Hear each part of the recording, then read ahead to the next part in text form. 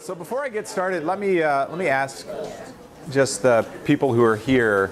So presumably you've started studying a bit for your midterm.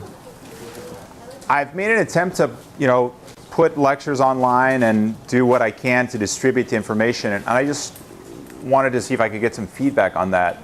Do you find that helpful? Are there particular types that is there one thing in particular you like the best? Is there something that's not helpful at all? What do you think? You think it's good? What's good? Like what do you like the best? The videos, like the YouTube videos? Yeah, that's right. Okay, so are those the most useful things? And the PowerPoint slides? How many people are using the iTunes U stuff? Okay. And how many people are using the YouTube videos that they're putting up? Okay, so it's, okay. And then I assume the slides, most people are using those. Is there anything that's that's bad? Or, all right. Well, look, you don't have to tell me right now either, but if you have feedback on that, if there's some little things I could do to make it easier or more direct or whatever, just let me know, and I'll try to do that. If there's stuff that's not working, that's clunky, that's annoying, let me know that too, and maybe we can adjust that. Okay? All right.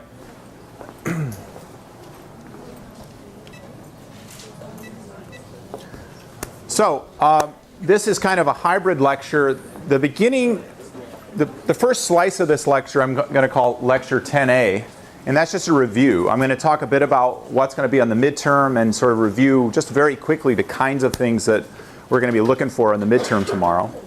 And then I'm going to jump in and give a lecture on Albert Einstein, which is typically one of the more popular lectures. So, okay, beginning lecture, the first part of the lecture, Lecture 10A. This is just a review. So, in case you had forgotten, tomorrow is midterm, and it'll be given in discussion section. So please go to your pre-assigned discussion section. There should be room for you in that class. Make sure you bring your ParScore Scantron form. So it's number F288, and it's the red one. Okay, that's the most important thing. The second most important thing is you need a pencil to write on that Scantron form. So I suggest bringing two, just in case one breaks in half. And then you can also have a calculator. I don't want you using your calculator on your iPhone or something. I'd much prefer, well, you're not allowed to do that, but you can use a graphing calculator, any kind of calculator you want. All right, as long as it's not a phone.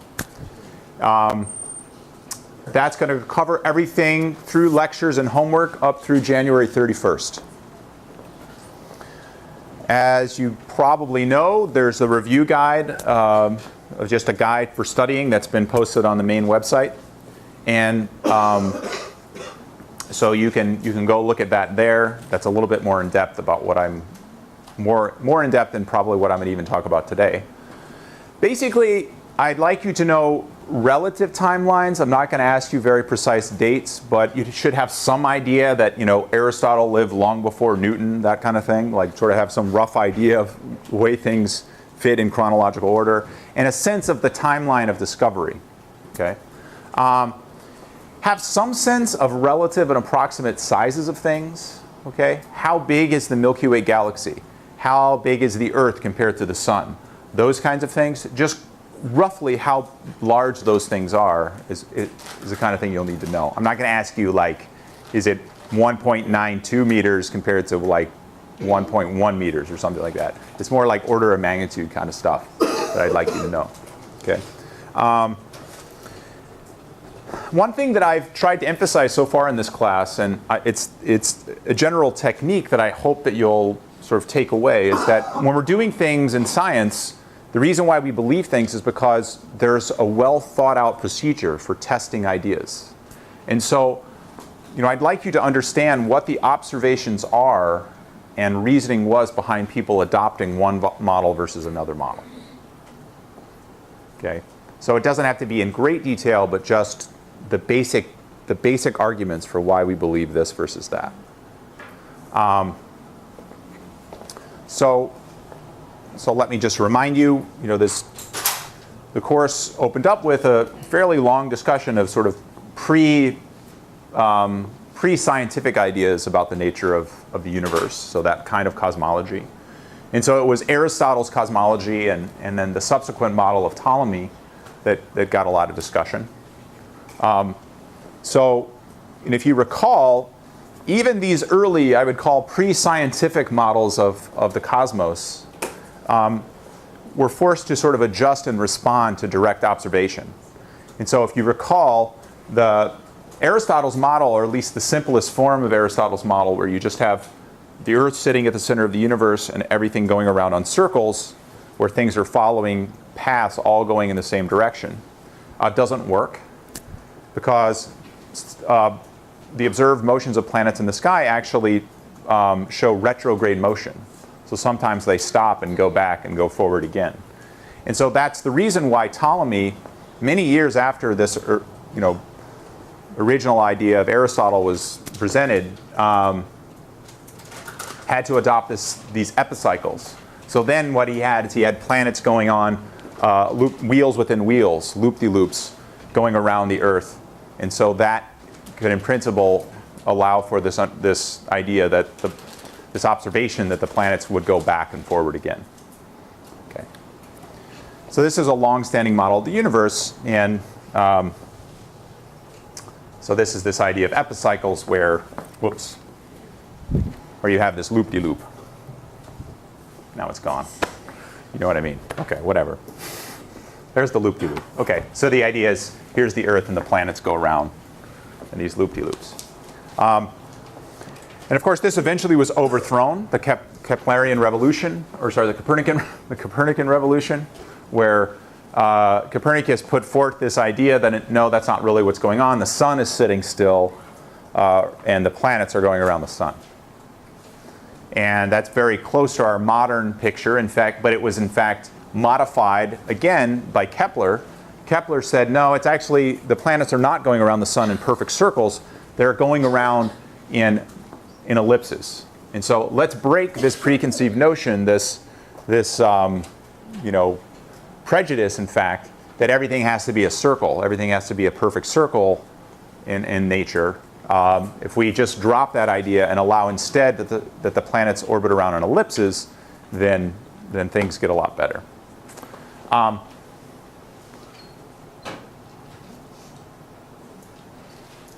then eventually, one of the next things we talked about was Isaac Newton.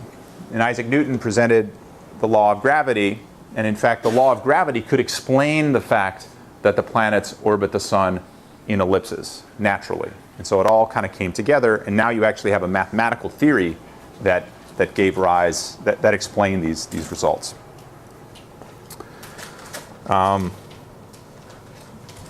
So the question is, for the midterm, what I want you to talk about is what was the evidence that led to this picture finally being adopted?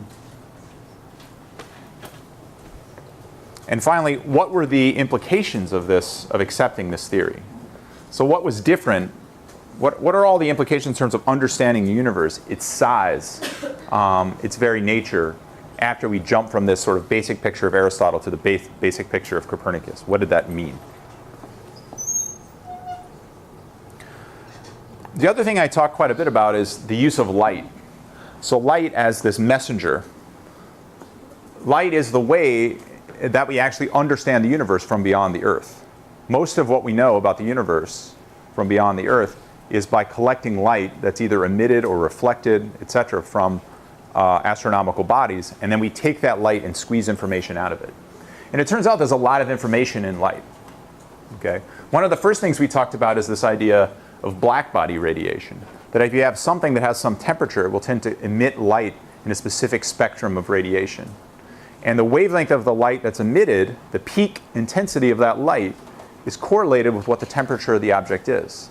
So if you can look at something that's shining and you measure the wavelength spectrum of light coming from it, this allows you to infer its temperature.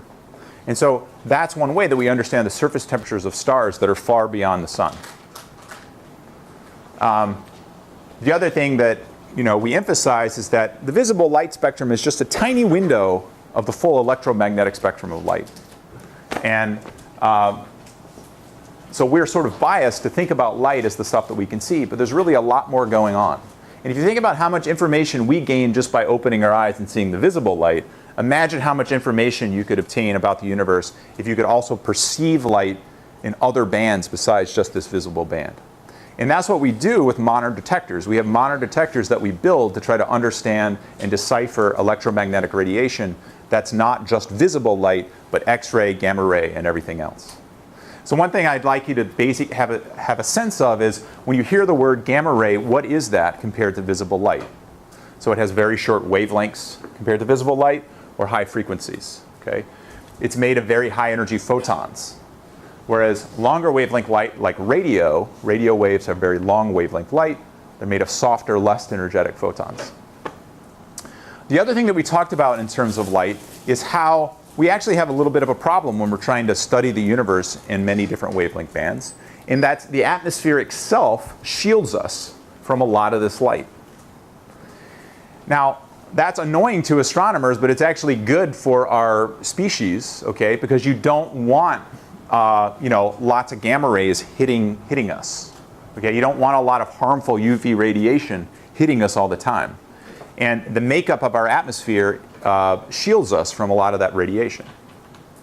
Okay, so if we want to study the universe, say in ultraviolet, if we want to see how stars are shining in the ultraviolet, how galaxies appear in the ultraviolet, et cetera, it's very difficult to do that from the ground. And that's one reason why we put telescopes up in space. Because we want to look at ultraviolet light that's shining in on us. Or if we want to study X-rays coming from, say, the vicinities of black holes in the galaxy. If we want to learn more about black holes, we're going to need to study X-rays. If we need to study X-rays, you can't do that sitting down here on the ground. You've got to get up above the atmosphere where those X-rays are not stopped. Okay? However, there are some types of light that do hit the ground. And so a bunch of radio wavelength light hits the ground nicely.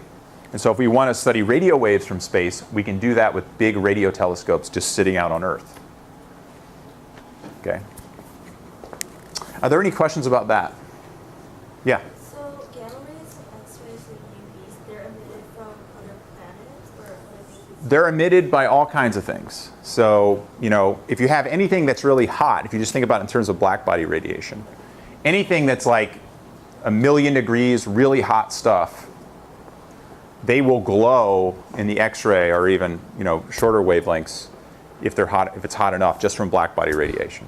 Okay, so so far I haven't actually talked to you much about the actual things that emit in these kind of very high energy wavelengths, but I'm just telling you there are. So in fact, in the vicinity of black holes, you will often find a lot of X-ray and even gamma ray emission. There's certain types of things that blow up, like supernovae and things called gamma ray bursts, that blow, they're exploding massive stars. And it turns out when those really powerful things happen, lots of high energy photons get spit out. And those high energy photons would be characterized as gamma rays or X-rays or something like that. So if we want to study these like really exotic, kind of like, crazy sounding phenomena that sometimes you hear about, like black holes and gamma ray bursts and all kinds of exciting things, a lot of those things we actually need to study things in the X-ray and the gamma ray. And even ultraviolet, ultraviolet, there's a lot of interesting stuff going on in the ultraviolet too. But I haven't given you many examples of that stuff in particular yet. But that's the kind of thing you study with these shorter wavelengths. And a lot of this stuff wasn't discovered until very recently. And that's because only very recently have we been able to get up here and look at stuff. Anything else? Okay.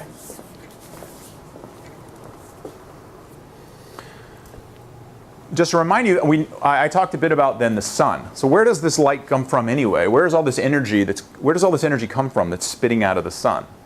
And I talked a bit about this kind of fun story, this debate that happened between Lord Kelvin, who's a famous physicist, and Charles Darwin.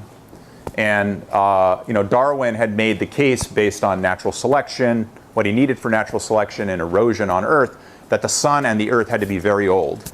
Whereas Lord Kelvin has said, no, there's no way it could be that old, because you just can't have something that is emitting as much energy as the sun is emitting and have it last very long. It turns out that Kelvin was wrong, and the reason why Kelvin was wrong is he did not know the energy source of the sun. He thought that the energy source of the sun was gravitational contraction, basically, that it was powered by gravity.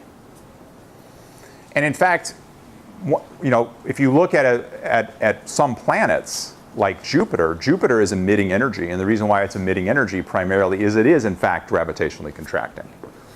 But something else goes on in objects that are as massive as the sun, and that's nuclear fusion. So this nuclear fusion energy that Lord Kelvin didn't know about is what powers the sun, and it's a very, very efficient source of energy, and that's what allows the sun to live as long as it does, spitting out as much energy as it does. Now, nuclear fusion is primarily, the fundamental energy source of nuclear fusion is E equals mc squared. And I'm going to talk about that later today when I give the lecture on Einstein. Okay? So the basic idea is you're converting a little bit of mass into pure energy. And it's that conversion that gives rise to the sun's light, sunlight. In a little bit more detail, what goes on in the sun is that the sun is taking 4 hydrogen nuclei, which are basically 4 protons, and via a series of reactions combining those nuclei to create helium-4, so helium. And it turns out that 4 protons out in free space, if you look at if you add up the masses of 4 protons and compare those to the mass of 1 helium, which is what you make out of them, helium is lighter. Okay, so you've lost mass in that reaction. And that lost mass is the energy that powers the sun. It's that mass loss that powers the sun. Are there any questions about that?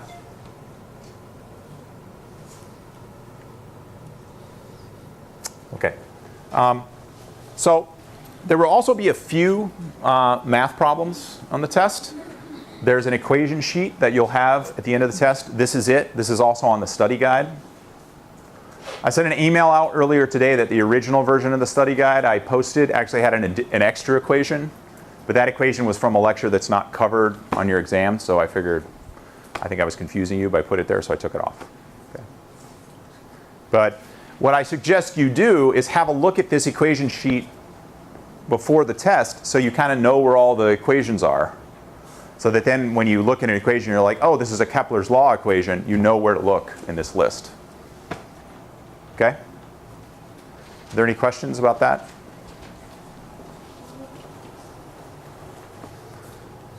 All right. Now, what I'm going to do now is very quickly do a practice problem for understanding brightness, which is what I talked about in the last lecture. But this stuff is not going to be on this midterm. It'll be on the next midterm and the next homework assignment. Okay? If you recall, apparent brightness is how bright something appears to your eye, and that depends on how close the light source is. Okay? So if you have a candle, if you hold it close enough to your eye, it's kind of too bright. So even something as dim as a candle can be very bright if you hold it close to your eye. Whereas something like the sun can be fairly dim if it's far enough away. Okay? Those stars seem so little and so faint to your eye, right? But those stars are as bright as the sun. You're just not very close to them. So specifically the way it works is the brightness you see is really a power per unit area. So it's the amount of energy that's coming out per second. That's power. And that's the same as luminosity. It's power per unit area. Because if you think about with your eye has some collecting area. So it's how many photons are coming in per second into that collecting area. So if you had a bigger eye, if you had a dilated pupil, things look very bright to you, right? So if you've had your eyes dilated at the eye doctor, and you go outside on a sunny day, it's very disorienting, right? That's why you got to wear those big, weird sunglass things that they give you. So that's how this works. So this is the equation that we use. R is the distance to the light source, and L is the luminosity of that source. So you can have two sources of exactly the same luminosity, but they'll appear to be different brightnesses to your eye depending on how far away you are. The farther you are away, the dimmer it will appear, and it falls off like the distance squared. If you're twice as far away, it'll be 4 times as dim. So we can think about that just in terms of the sun. The brightness of the sun shining on the Earth is pretty much a constant, modulo clouds and things like that. And that's because the sun is the Earth is a fixed distance from the sun, more or less. Okay, so as viewed from Earth, the brightness of the sun is the luminosity of the sun divided by 4 pi times the distance of the sun squared. Distance to the sun squared. Okay? And that 4 pi d squared is just the sphere that the energy is spreading out over. And if you work out that number, it's something like 1,400 joules per second, that's power, per meter squared. Now, joules per second is a watt, so it's 1,300. It's about 1,400 watts per meter squared. That's the brightness of the sun shining down on the Earth.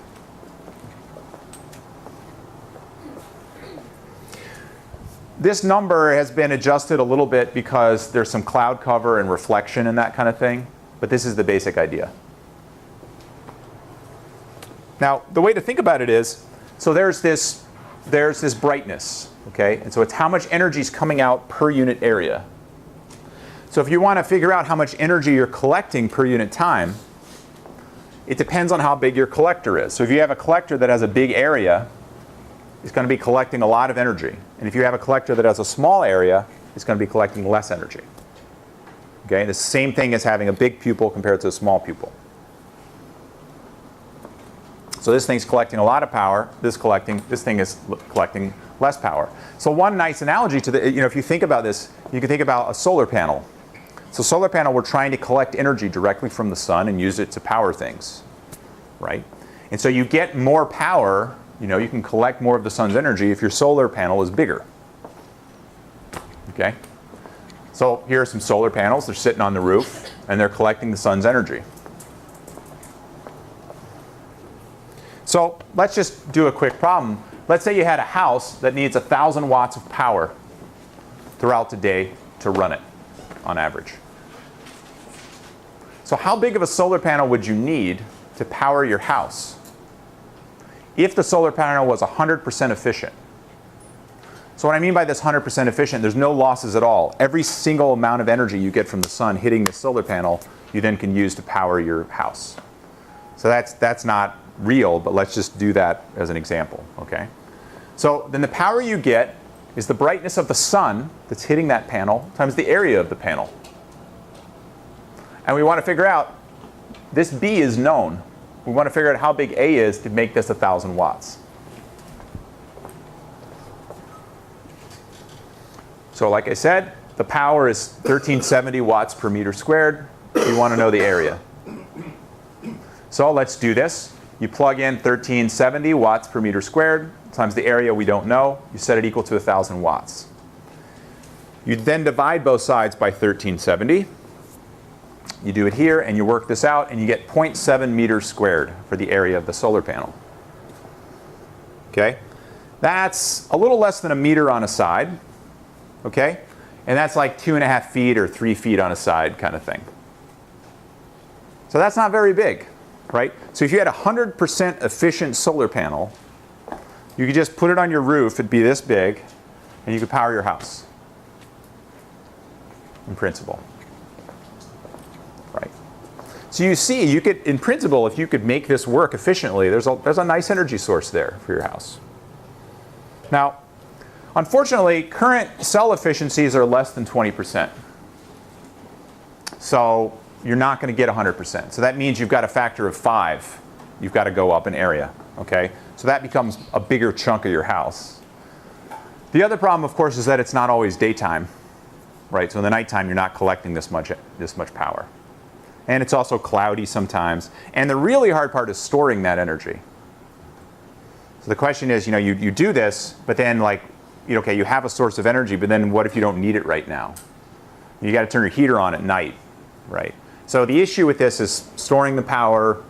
The sun's not always shining and all these kind of things. But in principle, it's a fair amount of energy per household that you could get with these solar panels. And that's why you're seeing them kind of pop up more and more. More and more people are having solar panels because as the technology increases, it's actually a nice thing. Anyway, okay. Another thing that I talked about last time was I talked about how Betelgeuse, it's this star in Orion that you can see. It's a very, Orion is one of the constellations you can really pick out by eye. Okay, this time of year around here, you can pick it out. And Betelgeuse is this yellowish star that lives in the corner, upper corner of it. And that thing is about to blow up. So within the next 1,000 years, the thing's going to blow up as a supernovae. And supernovae are like 10 to the 10 times brighter than the sun. They're super bright, really bright things. And what we could figure out is how bright this thing is going to appear by eye when it blows up. Now the distance to Betelgeuse is about 600 light years. And you can work that out, that's about 4 times 10 to the 7 astronomical units. An astronomical unit's between the Earth and the Sun. So that means it's about 4 times 10 to the 7 times farther away than the Sun. Okay? So it's 40 million times farther away than the Sun. But it's 10 billion times brighter than the Sun. So it is very far away, but it's really, really bright. So then we can ask, well, how bright is it going to be when it blows up compared to the Sun? Well, the brightness of the Sun to our eye is just the luminosity of the Sun divided by 4 pi times the distance to the Sun.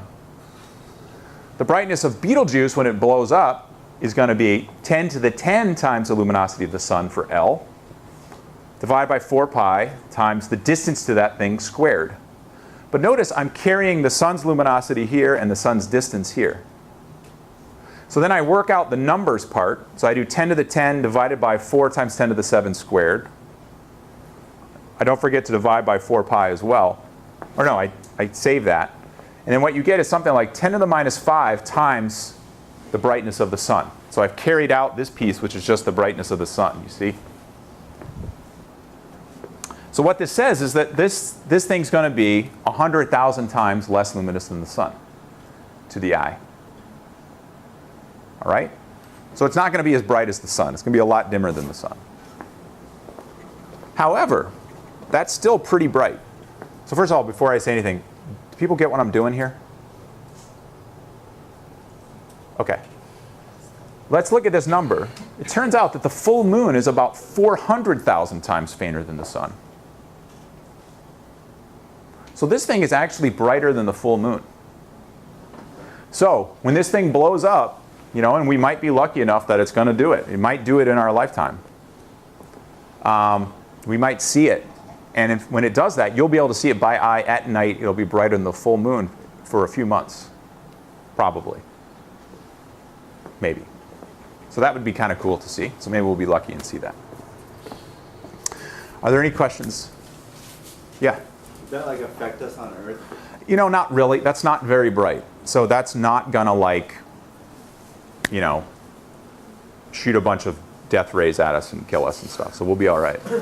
Now, if it was closer, if it was like 10 times closer, then then that gives you another factor of 100. Then you start getting closer. So as you creep up closer and closer to us, then it might get to the point where maybe some stuff will happen that, maybe some gamma rays will be released that will sort of fry the atmosphere or something. But that's highly unlikely. We're not aware of any stars that are close enough that are giants that are going to blow up anytime soon that would do that.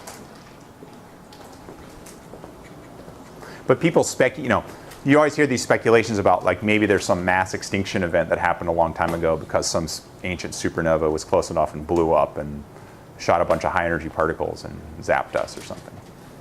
You hear about those ideas, but I'm not aware of any that are that convincing. Okay, so that kind of ends the review piece, and now I'm going to move on.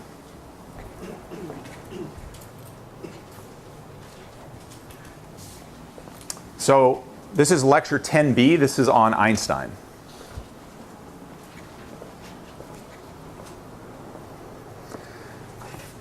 So Albert Einstein is a fairly well-known scientist. He's arguably the most famous scientist. If you ask someone to name a famous scientist, he's going to be one of the people that you hear. And he's one of the people who has this reputation. He has a big, larger-than-life reputation in pop culture. But I would say that he actually deserves it. Einstein is really a singular figure in physics in much the same way I think that Newton was in the past. So in the same way that I dedicated kind of an entire lecture to Isaac Newton, I'm going to do another one on Albert Einstein here today. So Albert Einstein accomplished an incredible amount during his life. And as a physicist, he contributed to things that are just, he contributed things that are really amazing and really pushed physics into the modern age. There was sort of Newton who kind of invented the field, and more or less invented the field of quantitative science at all, period. And at least in physics, Albert Einstein played that role of sort of ushering us into the age of what we consider modern physics today. And what he did, in many ways, is he contributed to our understanding that the world could work in ways that were very non-intuitive. That if you look at the universe and in the extremes, on, say, very small scales, or at speeds that were very high compared to what we were used to in our everyday lives, that the laws of physics do not have to obey our intuition that we gain operating in the world that we're accustomed to. So one of the things, here's just a brief overview of some of the things he accomplished. So he reformulated the concept of space and time. And I'll explain that in a bit. But part of this, as a result of this theory called the special theory of relativity, where he made the point that there's basically a connection between how fast things are going and perceived ideas of lengths and times. One of the consequences of this theory is this equation that we've already been using, E equals mc squared, which allows us to then understand energy generation in the sun and lots of other things. Within this theory, time is not an absolute quantity, but it in fact appears to flow at different rates depending on the reference frame of the observer. So we think of time as something that just ticks along, that's a constant in our lives. It's like the one thing that just keeps ticking at a regular speed. But Einstein made the point that the measurements you make for time depend on how fast you're moving relative to another observer. And this has very unintuitive consequences. He also played a major role in opening the road to quantum mechanics. I'm not going to talk much about that in this lecture, other than to remind you that there's this idea that light hits like a particle. Even though there's a lot of evidence that light propagates through space like a wave, it delivers its energy like a particle. And this particle-wave duality is now understood to be sort of a fundamental ingredient in quantum mechanics. Okay? Without this, this fundamental understanding, this is how we understand levels and energy levels in atoms. Okay? There would be no transistors if there was no quantum mechanics. That means all the laptops you're working on wouldn't work. Okay? Almost everything we rely on in the modern age is fundamentally at its base reliant on quantum mechanics. And so this is a deep, deep realization, and it brings with it a lot of power in technology, etc. He also presented a revised theory of gravity known as general relativity. So it's general relativity that gives rise to the original prediction that there were black holes. This allows us to understand that we live in a universe that's expanding. It turns out that general relativity also affects our understanding of time.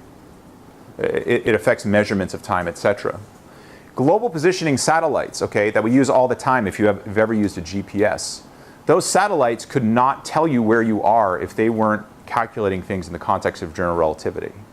There are general relativistic effects that matter just for these satellites that orbit in the vicinity of the Earth, that if you did not include them, you would be off by kilometers in your positions on Earth. So this is real world stuff. This stuff matters, although it seems very science fiction-y when I'll begin to talk about it. Now Einstein, the other place that Einstein often shows up is with the word genius. So I didn't do this test. I wanted to type genius into Google and just do Google images and see what happens. But I'm guessing that the first half are just Einstein and maybe a few other people, right? Now, this idea of genius, I think, is popularized today in a way that I actually think that is somewhat detrimental to people's success. Because it leads you with this impression that people like Einstein, who are extremely successful in ushering in new ideas, et cetera, were just kind of born with it and just waltz through life being super smart. Okay? You know, like he just rides his bike around, has big crazy hair, and every now and then writes E equals MC squared on the board, and then goes back out and hangs out with his buddies at the coffee shop. Okay? That's not what happens. Okay? And in fact, I grabbed a few quotes from people who you could argue are geniuses or not, sort of, and I think sort of in descending order of whether or not everybody would agree they're a genius. Okay? We've got Albert Einstein, we've got Thomas Edison, and then we've got Stephen King. But I grabbed quotes from all of these people who are highly quoted people. And every single one of them has multiple quotes that say something to the effect of, you know, Albert Einstein, genius is 1% talent, 99% hard work. There's a famous quote from Edison, genius is 1% inspiration and 99% perspiration. Okay? King, the writer, says it in a great way. Talent is cheaper than table salt. What separates the talented from the successful is a lot of hard work. And so I want to leave, you know, one thing I want to impress upon you that we actually know this, you know, Einstein's life is well documented. This guy was a very, very hard worker.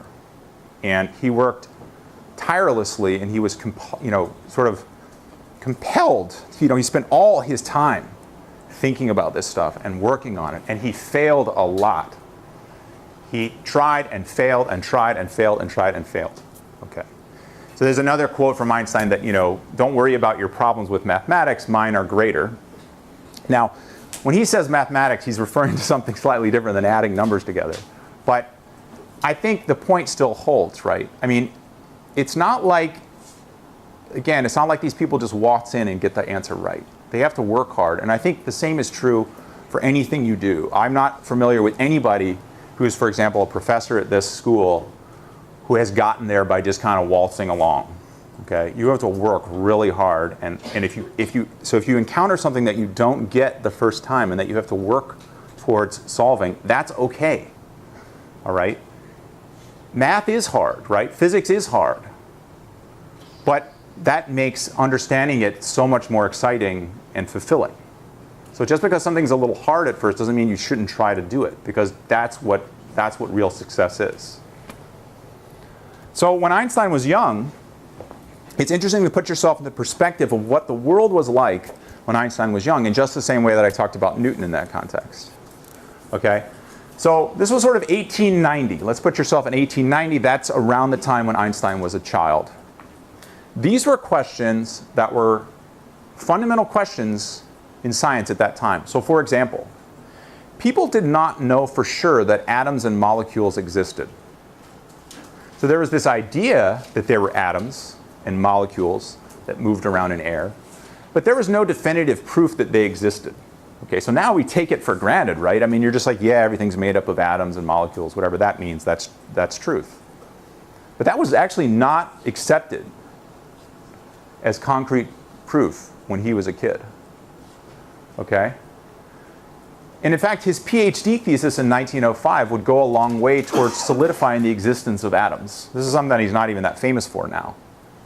Because these are considered sort of old world problems that are sort of have been solved for a while.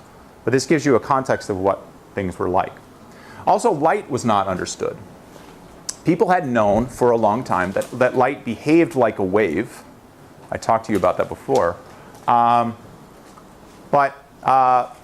The question is, what was the medium that was carrying these waves? So if you have a wave, normally it has to travel through water or through air. So people talked a lot about an ether, and this ether was this mysterious medium that carried light waves. And what Einstein eventually showed was that there was no ether. It didn't need to travel through anything. It created its own path for traveling. Also, I mentioned this before, but there were these weird things that if you looked at the spectrum of the sun, there were these dark lines, these absorption lines. Those lines, no one had any idea what those were. Why are there these discrete lines, right? And now we understand those as a consequence of atomic transitions in atoms. But in order to understand that, you got to understand quantum mechanics. And there was no quantum mechanics here when he was a kid.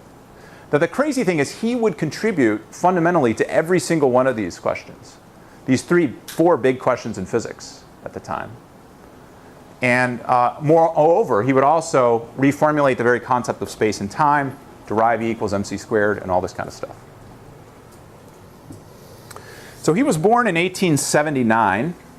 All right, that's a long time ago. So this is way back there, right? There are all these stories about how he was kind of slow to speak, and his parents were worried that he had some kind of developmental problem. But what turns out the case was that for some, he tended to sort of not speak, and then all of a sudden he started speaking like in complete sentences. So he sort of wanted to master it, I guess, first before he started saying words. This is a picture of him at school. I'm going to kind of flash forward through this. There's some information I have here on the slides if you're interested. I mean, one of the funny things is, so he was in this school, and he was just disruptive. The teachers did not like having Einstein in the class.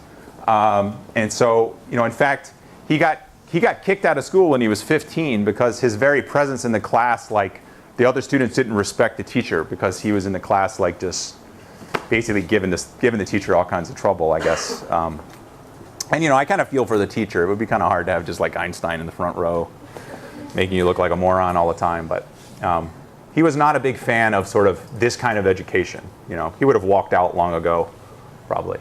And there are all these quotes about him sort of railing against how it was more like how things were taught in Germany. It was very kind of hierarchical at the time. So you would have like this headmaster professor who's like supposed to be the absolute boss and knew everything, and the students were very subservient. And so he was not cool with that. Eventually, he restarted high school in Switzerland, and in this school, they were more open to allowing students to kind of explore their own interests. And one of the things he did when he was in high school is he started studying the works of Maxwell. Okay, this is James Clerk Maxwell. This is the guy who unified electricity and magnetism into a single law. And this was a subject that at the time was not even regularly being taught in college. But yet Einstein was sort of trying to study this stuff when he was in high school. Now, if you recall, I talked a little bit about this before, that prior to the work of Maxwell, there were basically these phenomena of magnetism and electricity that had been known. And what Maxwell did is he unified all of these phenomena into one sort of set of laws that can be understood, called the law of called electromagnetism. Now, so we now know that all light phenomena, light is a consequence of is electromagnetic radiation. Light is electromagnetic waves. Okay, so it's this theory that describes the electromagnetic radiation that we used to see. Einstein was really interested in some of the results of this work, because there was a weird consequence that he realized. So he looked at the equations, Maxwell's equations, that describe this electromagnetic radiation propagating with a speed that was the speed of light. And what he realized is that, he imagined, okay, what would it look like if I could go fast enough to run along with a light wave? What would that wave look like? If I could run the speed of light and just run next to a light wave and kind of look at it, what would it look like then? And what he realized is that according to this theory, that was impossible. That you could not have light waves that were not moving. In fact, they should always propagate at the speed of light. And this is weird, okay? And so this is weird, and another aspect, according to, more generally, according to these laws, the velocity of light did not add to other velocities in the way that it would with normal mechanics, okay? Galileo would have said, look, if you're on a train and you throw a ball, the speed of the ball to observers standing on the ground next to a train would be the speed of the ball plus the speed of the train. Okay, so if you throw the ball 10 miles an hour and the train's going 10 miles an hour, on the ground it would look like the ball's going 20 miles an hour, right? But this is not true for Maxwell's electromagnetism. That, in fact, it was like, if you had a flashlight and you shined it on a moving train, on the ground it wouldn't look like the light was traveling the speed of light plus the speed of the train. It would just be going the speed of light. And Einstein said, whoa, that's weird. That's very unintuitive. And so he was just puzzled by that and thought about it a lot. Okay, what are the implications of this? So he graduated from high school, and eventually he entered the Institute for Technology in Zurich. It's called ETH. It's still there. There's all kinds of statues and stuff of Einstein there. This is him with all of his random buddies at school. I like these pictures of him when he looks kind of young with the stash and everything, with not the big gray hair and everything, because this is when he was actually doing E equals, this is when E equals MC squared was happening in his head, right? It wasn't when he was old and being professor. It was back when he was young. He worked on his own thing at school. So he was obsessed with this light and stuff like that. And he would actually not go to class. And then in order to pass, his buddies would take notes and hand the notes off to him, right? Because his professors were not putting their lectures on iTunes U, right? So, see, he would have liked me a lot, I think. Okay, so his professors hated him. Okay, if this is not already obvious, they thought he was lazy. He never came to class and whatever. And he was always at the coffee shop, but he was always working there. But they didn't know what the deal was with him. And probably he asked a lot of annoying questions and stuff like that. And so his professors did not like him. So after he goes through school, in fact, he's working on his Ph.D. Because this guy's studying Maxwell in high school. He's a bright person. But he can't get a job. Normally, you would get a Ph.D. in a school like this. You can go on and maybe be a professor somewhere and teach or do something like that. He could not land a job, because his professors wouldn't really write him letters, and they were irritated by him. But he did manage to finally get a job in 1902, working as a patent clerk. Okay, so what a patent clerk does is someone files for a patent. And you have to be sort of technically able enough to look at the engineering diagram or whatever for this invention, make sure it's reasonable, etc., and then file these patents. Okay, and it turns out he liked this work actually, and it allowed him. He had I think a small child at the time and was married and so needed money, so he was glad to have the job, and so he worked. He took it seriously, but then what he did is at night he worked on his physics. And worked on his Ph.D. and stuff like that. So then, 3 years after this clerk who works at this patent office starts publishing these papers in scientific journals. And the year was 1905. Okay, and so 3 of these papers had to do with the kinetic theory, or this atomic theory, the fact that atoms were real. And in fact, his PhD thesis was on Avogadro's number. Who's heard of Avogadro's number? So one of the things he did was calculate what Avogadro's number was. So anyway, he worked on that, but that's kind of old school stuff. So he had 3 papers on that kind of stuff, and then 3 other papers. And there's this quote from Pace, who's a physicist and an author who wrote a biography of Einstein. No one before or since has widened the horizons of physics in such a short of time as Einstein did in this single year of 1905. So the 3 other papers he wrote, in addition to these 3 that had to do with kinetic theory, usher in the era of all of modern physics at some level. Certainly play a role in that. In March of 1905, he published what was called the light quantum hypothesis. So this is explaining the photoelectric effect that had been observed. He saying that light hits like a particle. Now for him, it turns out that same year, he also published these papers on special relativity, the E equals mc squared, and the time dilation that I'm about to talk about. But it was this paper on the light quantum hypothesis that he was most nervous about. He was worried that people would think he was absolutely insane for suggesting that light was made up of particles. In fact, it was this that he won the Nobel Prize for in 1921, which, by the way, 16 years is a really fast time to win a Nobel Prize. This is crazy fast. He was recognized as important. And it was a fundamental development of quantum mechanics. And it was crazy. It was crazy at the time. In some sense, that one reason why he was recognized for this idea. In June, he published the first paper on special relativity. And it was in this paper that he pointed out this idea that you can have weird phenomena called linked contraction and time dilation that I'll talk about in a second. That clocks appear to run at different speeds depending on how fast they're moving relative to observers. And finally, the second paper on special relativity, he closes that paper out by writing down E equals mc squared.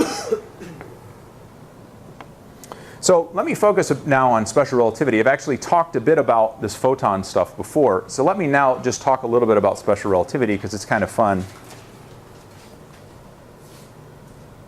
Now, so special relativity, in order to derive this stuff, what did Einstein assume? So he only made two assumptions, two actually really simple assumptions. So the first is that the laws of physics take the same form in all uniformly moving reference frames. And so what that means is, if I'm on a train car and it's going at constant speed, I can do a physics experiment, anything. And then if I do that same experiment on the ground that I'm not moving, I get the same answer. Okay. And this, again, ties in to this idea that he was thinking about with Maxwell's equations that I talked about before. And the second was that in any uniformly moving reference frame, that is, if you're going at constant speed, not speeding up or slowing down, just going at constant speed, whether you're stopped at constant speed or just moving forward at some constant speed, the velocity of light is the same. Okay? So this sounds innocuous. But what he says is the speed of light is the same whether or not it's emitted by an object that's moving or an object that is at rest. So if I'm traveling towards you at 50% of the speed of light and I turn my flashlight on, the light comes out of my flashlight at the speed of light. Not 1.5 times the speed of light, just the speed of light.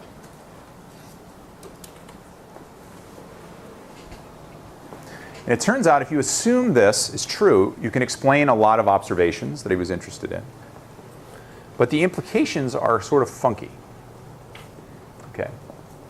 Now, it turns out that because you assume this, the inferred measurement of time, the termed experience of time, is dependent on how fast you're moving. Okay? Specifically, moving clocks seem to run slow when they're viewed by people who are not moving with the clocks. So if you're going along on a train that's going fast near the speed of light and you have a clock, you'll measure how long something takes to happen. But me standing on the ground seeing you do that will measure a totally different speed, a totally different time. And I'll think your clock is running slow. And it's not an artifact of clocks, it's time itself. So let me tell you how he derived it. It's a very simple derivation. So let me just build a very simple kind of clock. And my clock is, I have light that's shot up from something on the ground. It comes and hits a mirror and then comes back down. And let's say that takes 1 second to go up and come back down. So I'm measuring time like this. 1 second, 1 second. Now you're watching this clock, okay? And you're with me, we're both stopped, and we both agree that it takes a second for this thing to go up and down. Now, I'm going to get on a train that starts going fast. Now to me, on this moving train, now I'm on a moving train, but to me on the moving train, nothing's happening. I just look at this thing, I'm getting 1 second. But you are seeing me go by on this train, okay? And the light goes up, it hits my mirror, and comes back down. You see what I mean? I'm moving. So to me, it's just doing this, but to you, it has to do this triangle. See what I'm saying? So that's what this is supposed to be. Now, the weird thing is, you measure lights going at exactly the same speed, 300,000 kilometers per second, going up and coming back down. I also say light goes the same speed, 300,000 kilometers per second, going up and coming back down. But the path length that you see is longer, right? Because this distance is longer than just going up and down. Do we agree? Is that right? So if the light's going the same speed and it travels a longer distance, that means it took longer to get there. Right? Yeah? Does this have to do with, like, when you're in a car and everything in the trees like this, but everything in the background is like. Okay, so the question was, does this have to do with like when you're in a car and you see a tree and then everything behind it is like going by fast? If you focus on a tree, is that what you mean? Like, Yeah. That has more to do with parallax. So this idea of parallax, that the stars ought to be shifting and stuff as you move, as the Earth moves, that's more akin to this like looking at trees as you go along in a car. This is like, you've never experienced anything like this before because you have to be going near the speed of light to experience it. So, and that's what's so freaky about it, and that's why it took so long, I think, for humanity to derive this.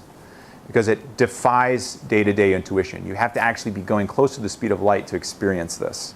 So what this I'm talking about is like a thought experiment. Imagine my train was going fast compared to the speed of light. Okay? Because if my train is going slow compared to the speed of light, you just see it go up and down, and you can't tell the difference. You don't see this triangle. You only see the triangle if you're going fast compared to the speed of light. All right? But the point I'm trying to make is that because light goes at the same speed, both in this instance and in this instance, in the version that you see that makes a triangle, it has to take longer to go up and down because it's going a farther distance. Right? If you travel at the same speed, but you go a farther distance, it has to take longer. There's no other way around it. So here it's sort of a movie of this. Here's my stopped train. This is just me on the train, you know, having fun with my stopwatch. And then you are really having fun with your stopwatch watching me do this. Okay? So imagine it would take me 2 seconds to measure this up and down thing, whereas you, it would take 2.5 seconds because it has to go farther. All right? Now this is the equation. You can derive this. The time you measure, you guys would measure, compared to me on a stopped train, is the time I would measure divided by the square root of 1 minus v squared over c squared. And it turns out you can derive this with Pythagorean theorem. That's all it is. It's Pythagorean theorem. If you know the Pythagorean theorem, we can derive this together. I'm not going to do it now, but this is doable. You know, you could do this in high school. So the math is not that complicated. The fundamental thing is this assumption and sticking with it and thinking hard about what the implications are. Okay? Now, what you see is, too, in this equation, notice that in the denominator you have 1 minus v squared over c squared. So what would happen if v was equal to c? This ratio would be equal to what? 1. So then you have 1 minus 1, and that's 0. So what happens when you have 1 over 0, or something over 0? Yeah, it goes to infinity, it breaks, something's wrong. Okay? But what happens is the v approaches c. This quantity approaches 1. This quantity is 1 minus something close to 1. So this thing in the denominator gets close to 0. So you have time divided by something close to 0. So if you divide by a small number, the whole thing gets big. So you see, as you approach the speed of light, this time dilation, this difference in measured time, gets bigger and bigger and bigger. And something breaks when you get to the speed of light. And this is kind of one of the reasons why you can never get to the speed of light, because things start to break. Now, there are similar arguments you can make that there's another effect called linked contraction, that if you measure the length of something that's moving fast going by you, you will measure its length to be shorter than it is if it were just sitting there at rest. Okay? So if you have a spaceship going by you that's going fairly slowly, you'll see it to be a certain size. But as the speed of that spaceship goes up, it looks squished. And you can make similar arguments to the one I made about the light clock to show this is true. And you notice the equation is similar in that as v equals c, the whole thing gets perfectly squished.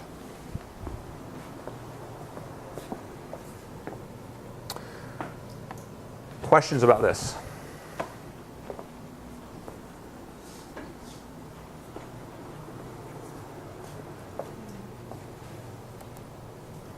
Now, there are similar things, similar derivations you can make between mass and energy. And I'm kind of got to step through this fairly quickly. I'm not going to test you over anything like this. But it turns out that if you have something that has a mass, and you get that thing going to a faster speed, its effective mass goes up. So it gets more massive as you speed it up. In the same way, with this same kind of quantity, the square root of 1 minus v squared over c squared. So as, again, v approaches the speed of light, the mass goes to infinity.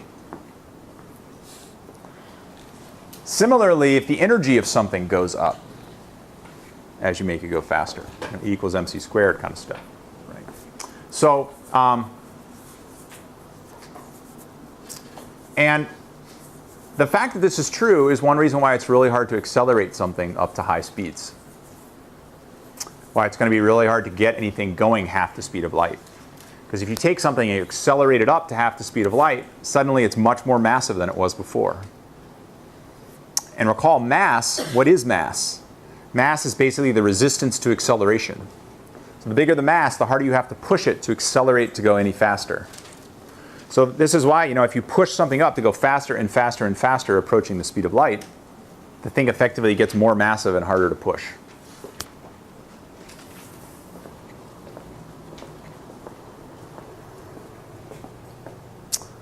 So finally, another thing you can derive this way, and I have spent some time to try to figure out a really kind of simple way to derive this equation, and I have not been able to do so. So I'm just going to show it to you. So E equals mc squared. He ends his last paper of 1905 with this kind of like casual statement. If a body gives off the energy E in the form of radiation, the mass diminishes by E over c squared. The fact that the energy withdrawn from the body becomes energy of radiation evidently makes no difference. And then he writes this down. So this is basically saying this conversion between mass and energy is possible. And if you give up energy, effectively your mass goes down. But there's sort of a vice versa thing too. So there's a mass-energy equivalence. That means in principle, if you have energy, you can actually create new matter. And in modern particle physics experiments, this is done all the time. Okay? You can create matter with energy. If you take two photons that are energetic enough and they slam together and interact, you can actually create electrons. You can just make new electrons that way. And these kinds of things happen in nature all the time. This energy, as we've mentioned, is the energy that's responsible for powering the stars and other things. So the year's 1905. This patent clerk publishes these kind of bold papers. He's like, all right, let's see what happens. Nothing happens. He just comes to work the next day. There's some random thing he has to read at the patent office. His life doesn't change. So he's like, what's going on? So the first response from the scientific community was basically silence. No one knew what to make of this patent clerk guy. Okay. However, Max Planck was a very famous physicist at the time. He's the guy who actually derived the curve for blackbody radiation, other things. He was a fundamental player in quantum mechanics as well. He won a Nobel Prize. But Planck immediately realized that what Einstein has done is fundamental. And in fact, he started going around and giving talks on Einstein's work, being like, you should pay attention to this. There's something deep going on here. So then from about 1906 on, you would have like professors and scientists from Europe would just come to this patent office where this clerk was working and like talk to him about this physics. Okay. So by 1908, he had sort of gained some recognition. And eventually he was invited back to ETH, where his professors wouldn't originally write him letters, as a full professor. So they're finally like, oh yeah, why don't you come be our professor now? So they wanted to claim him. So it was a pretty big deal. And in fact, relativity, this special relativity, was a very big deal because it demanded a whole new way of thinking about space and time. Okay? The laws of Newton did not obey this special theory of relativity. So that means Newton's laws, in some sense, had to be reformulated. But what this really means is that Newton's laws are fine. They work fine as long as the speeds are slow compared to the speed of light. But any phenomena you're interested in where things are going towards the speed of light, you have to reconsider them. And another thing that kind of was an implication of this is that you no longer needed this medium, this ether, for light to travel through. So before I go on, let me just very quickly mention that this idea of time dilation seems crazy, I think, to people when they first hear about it. But this is a fact that now is very well documented. I mean, one way that we see it all the time is that there are particles that if you just see them in the laboratory, they have very short half-lives. Okay, so there's something called a muon that's very well known. And if you just create a muon in the laboratory, it'll live for 1/1,000,000th of a second and then decay. It has a very short lifetime. But there are muons that we detect coming from the upper atmosphere that hit the Earth. There is no way that you can travel that far, even traveling at the speed of light, in 10 to the minus 6 seconds. So what's happening is the muon thinks its lifetime. The muon measures a different amount of time than we do for it to go from the upper atmosphere to the Earth. So it's experiencing a different time than we are. There's an even more direct verification of this. In the 70s, people put atomic clocks, very, very precise clocks, on jet planes and flew them around the Earth as fast as they could go at time and measured how much they could take a pair of identical clocks, put one on a plane, fly it fast, and come back. The one that flew fast ended up with a slower amount of time have ticked off than the one on the ground. Okay? In exactly the proportion it should have had, according to this theory. So this theory is very well tested. It's not just sort of like made up. It's passed every single test that we're aware of. So people test it all the time. If anyone could break this theory, if you could do an experiment that showed this theory was wrong, you'd be set, man. You wouldn't have to do anything. You'd be like the most famous person alive. So, most famous physicist alive. Let's clarify that. But anyway, so people have tried to break this theory. So far, no success. And like I mentioned before, it has real-world applications. It seems kind of nebulous, but it turns out that there are things in the real world that rely on this kind of stuff. So while the rest of the physics community was kind of come to grips with this special theory of relativity, Einstein was moving forward. Because what he realized immediately is that Newton's law of gravity was not consistent with special relativity. And special relativity was his baby, right? I mean, he knew this was right. And so what he did is he embarked on this plan to reformulate the theory of gravity. And one step that he realized is that, like similar to equivalence, what he realized is that a falling body, like someone falling in an elevator, you have a gravitational field that's only relative to your existence, right? So imagine you're in an elevator that's accelerating upward, right? People have felt this, right? And what does it feel like? It feels like you get heavier. Okay, you feel heavier on an accelerating elevator as it goes up. So what Einstein realized is that's equivalent to like a gravitational field. So it's almost like you turn the gravity up in that circumstance. And so this equivalence of gravitational fields and accelerations was sort of a clue that he thought about trying to develop this theory. So effectively, in 1907, he realized that there was this equivalence between gravity and acceleration. And he used that as sort of a starting point to try to develop his theory. So let me just sort of move forward. So then through the next very number of years, right? So 5, 10 years, he worked on this idea. And what he realized is that he had to build a theory that was geometrical. He had to somehow describe gravity as he wanted to describe gravity as some kind of geometrical effect. That was very hard. And so he had to learn entirely new math techniques to do it, and was just spending all kinds of time. And in fact, Planck, who was this more senior professor who had lobbied for him early in his career, told him in a letter here, as an older friend, I must advise you against trying to do this in the first place. Because you will not succeed, first of all. You can't do this. You can't reformulate gravity in the way you're trying to. And even if you do succeed, no one will believe you. Okay. However, he eventually did it.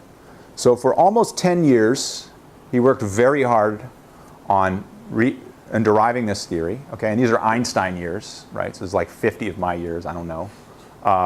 So he worked very hard on this and eventually created this theory that we now call general relativity. And the basic idea of general relativity is that gravity curves space. And it's this curved space that tells objects how to move through it. Okay? I'll just show this to you. It may not mean much to some of you. But these are Einstein's equations right here. It's actually like a tensor equation. So each of these, it doesn't matter. But it's like a complicated, this is actually a huge set of equations. These are called Einstein's field equations. And these Einstein equations are our theory of gravity, current modern theory of gravity. And a way to think about it is, basically it's the matter tells space how to curve, and the curved space tells matter how to move through it. So you can imagine that if you had the Earth, instead think of a bowling ball. You put the bowling ball on a mattress. The mattress represents space. So that bowling ball warps that mattress down into a curved surface. If I now were to take a marble and flick it across the mattress, when it encounters that dip, it will sort of bend around it. And that bending is what we interpret as the gravitational force. Okay? So you have the sun like this, and the Earth goes around the sun along what it sees as actually a straight line through curved space.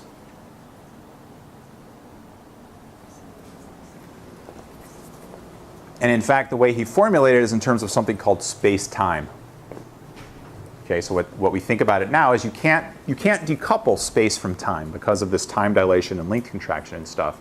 So in fact, what curves is not space, but something called space-time, which is a 4-dimensional thing and not a 3-dimensional thing of just space. So it was going to 4 dimensions that made the mathematics difficult. And it's why the equations are actually fairly complicated. And he invented a notation to compactify it. All right. So let's get to Max Planck's second point. No one's ever going to believe you. Okay? Because Newton's gravity works so well, why would we ever drop it? I mean, why go to this crazy, complicated theory when, Newton's gravity works? Like, what's your problem? Okay? Well, he said, look, I can make a prediction. I can make a prediction that's different than what Newton would say. So what I predict is that, in principle, if you have a star that's lined up with the sun in the right way, its light will actually get deflected by the gravity of the sun. And that will only happen in a model where you have space-time being curved. And the other thing he calculated was that Mercury's orbit will sort of orbit around the sun in a slightly different way than it will if Newton's law of gravity is right. Mercury is close enough to the sun, the gravitational field there is strong enough that I can see real differences from what Newton would predict and what I would predict. Now, the Mercury thing, it turns out, is kind of a great result, because it was already known that Mercury's orbit did not obey Newtonian gravity. And people had thought up ideas like, oh, well, maybe there's another small planet that we can't see that's perturbing the orbit of Mercury. It was a mystery. And Einstein said, no, like in my theory, it just comes out for free. So that's kind of a post-diction because that was already known. But then he makes a prediction. He says, look, here's something you can go out and test. So that's what he said. He said you can go out and look for this bending of light around the sun. That's called gravitational lensing. So in 1919, this was actually observed. Sir Arthur Eddington led an expedition to the North Pole to try to actually observe this. And he did. And so after he observed this bending of light from the sun, it was a validation that what Einstein was saying was right. That in fact, this very subtle, non-intuitive, fundamental understanding of what gravity was actually happening. And that gravity bends light, etc. And it was with this observation that ushered in Einstein's kind of world fame. Before that, he was famous among physicists. After this, he was sort of seen as this sort of transcendent, sort of oracle type figure who could somehow like conjure the mysteries of the cosmos down to us normal people and tell us that space is curved, etc., etc. So the the quote that I like, and I'm going to end up here soon. He was asked by a reporter at this time, what would you have done if this was not been observed? And he said, then I would have felt sorry for the good Lord because the theory is correct. So what he's saying is, then God would have screwed up with his universe because this is the right universe. You know, this is the one that's the pretty universe. You could tell by this time he had a bit of hubris, right? He was, I'm Einstein. Okay. So one of the things, last thing I'll mention is, out of general relativity, you predict the existence of black holes, which were finally verified some number of years later. So this discussion of black holes we had, that I'll return to again, this is a prediction of general relativity. Okay, I think we're done, and good luck on your midterm. I'll see you on Tuesday.